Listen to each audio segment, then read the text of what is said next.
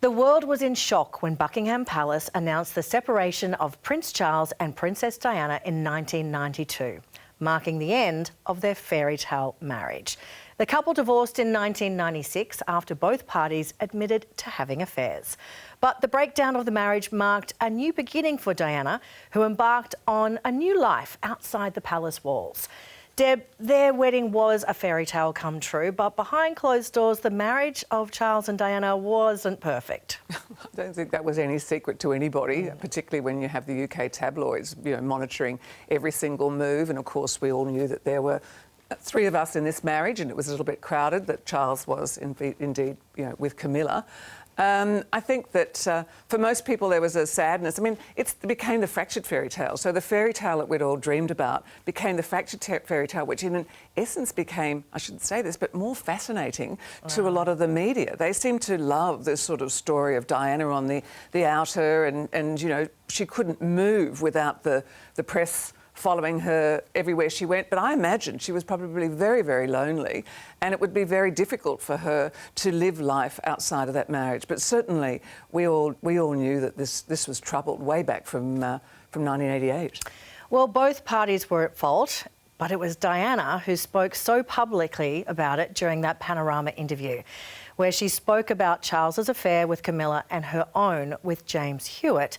Now, that interview is shrouded in controversy following the inquiry that found that the BBC and the journalist used deceitful methods to get access to Diana. Now, Mark, Diana really broke new ground by speaking so candidly, but now do you think we need to look at that interview with different eyes? Oh, totally. It's, I remember when the interview happened, number one, I never got why Diana chose Martin Bashir in the first place. I always found at the time an odd thing to do. I just couldn't, I didn't get it. But now in light of the Dyson report that showed Martin Bashir used deceitful and fraudulent methods to get Diana to do the interview, I think there's a really dark shroud over this interview. And I also think it's sort of an added fragility to it because Diana, I think, had a fragile mental state at the time. And the fact that he would deceive her this way makes it really difficult to watch.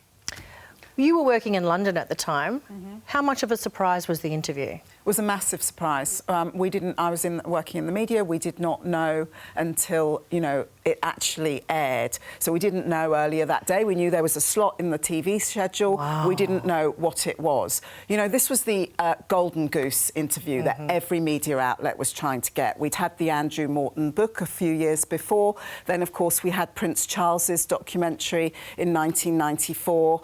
And then came this. Everyone was hoping that Diana would speak, but nobody believed she would. And now we know why she was deceived into doing the interview. But she must have thought, you have to think about what was going through her mind at the time. She would have known the fallout that this would have had in terms of her relationship with the royal family. So she knew it was completely over as well. I mean, put aside obviously the fraudulent method of getting that interview, but she would have known that this was going to be absolutely the end of any relationship that she was going to have with the royals. This was what absolutely obliterated the myth of the marriage.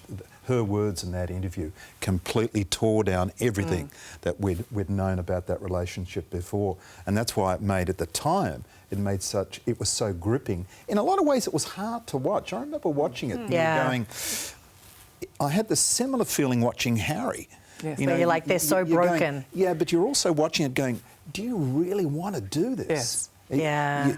You're really causing a lot of grief amongst everybody around you. And I felt that with Harry, but that's a whole nother topic. I mean, I think now we know that she was fed those lies, that she believed everyone around her was out to get her. We can understand more why she did that interview. He stoked that, and there's a sort of revenge thing in there. Now we can see that.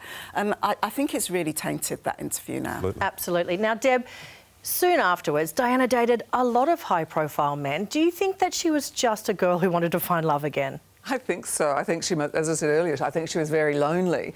But it must have been very, very difficult for her and also for those men because, again, her every move is watched and suddenly men that were not media people or not celebrities thrown into the limelight, including one who was married. There was speculation around that. So hard for her to find love, I think. I think that the men that she chose, an interesting sort of selection, as I say, no one that really was from a particularly aristocratic background, but very, very hard to date under those circumstances. You were there at the time, Juliet. What did you think about her post-divorce? Well, actually, I thought that she started to come into herself. Once she'd got through that divorce, once it was all over, she knew she had a platform, you know, she knew her power out there. She could now choose what she wanted to do, the initiatives she wanted to follow, and she didn't have to keep within the strictures of the Royal Foundation and the institution. So I actually saw her getting sort of more powerful. Well, it was interesting because Diana threw herself into charity work, including her work with landmines and HIV/AIDS, breaking new ground with how she dealt with people that others wouldn't dare to touch. Let's take a look. It's always been my concern to touch people with leprosy, trying to show in a simple action that they are not reviled, nor are we repulsed. HIV does not make people dangerous to know. So you can shake their hands and give them a hug. Heaven knows they need it. Today is the day of compassion. Let's not wait to be prompted, but let us go out tonight, tomorrow, and the days that follow, and let us demonstrate our humanity. Mark, this really was the new Diana. Hearing her talk like that, it's almost like she was having a go at the royals. She was showing as she said, humanity, a human side to herself, that it was almost like she was saying that the Queen, Margaret, the Queen Mother, that was the kind of thing they would never, ever do. In the mid-90s, she honed down a number of charities that she wanted to deal with, and she wanted to concentrate on that. And I have got to say, I don't think it was for any other reason that she felt passionate about it. Yeah. I actually believe Diana. I think she was sincere, and she knew she had this incredible platform.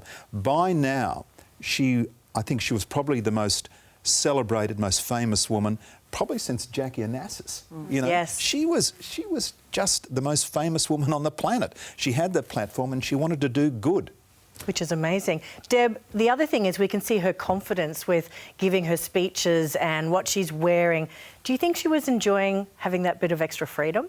I think that she was looking for a sense of purpose, and this was her purpose. And so she felt very comfortable in that. This was, you know, of her own choosing. She had matured. She dealt with the press through various things, and she was confident because she believed in what she was doing. So what we see there is real authenticity combined with the magic of her own brand, I'll say, and Queen of Hearts. I mean, it was all of the things that her brother spoke about at her funeral. That was the real Diana with something she wanted to do, she believed in, she knew about, with no direction from the royal family whatsoever. Juliet, she didn't have the security that she should have had. What do you think, you know, that impact that would have had?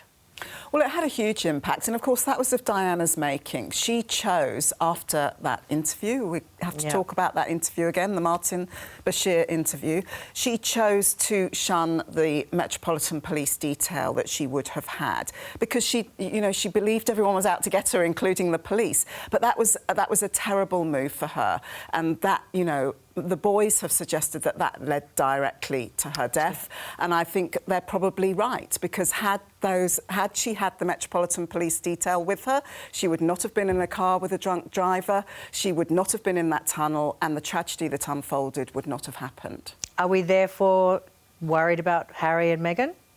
Well, Harry and Meghan are in a different situation because they have chosen to live in America. They have to hire their own security there. They cannot expect the British taxpayer to pay for their security.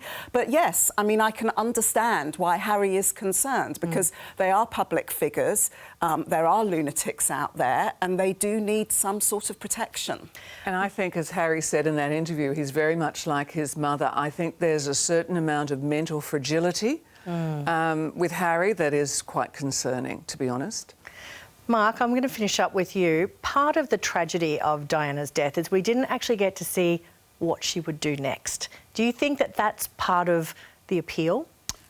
Yeah, I think so. As I said before, we got to live Diana's life. You know, the magazines and the TV coverage. We knew everything about her, and that's what made her death so tragic. I mean, we will talk about this, but her death shocked the world. Yeah. It was like, and it was a true shock, because a lot of people thought that the fairy tale would continue. We wanted to see how she would grow. Here we've been talking and speculating about what she would be like as a grandmother. So many people are yearning for that to be the case. In fact, obviously it didn't happen. Her life was cut short. I think she was starting to fly as well, and she was about to soar, and we wanted to see that. But would we have accepted her marrying somebody else?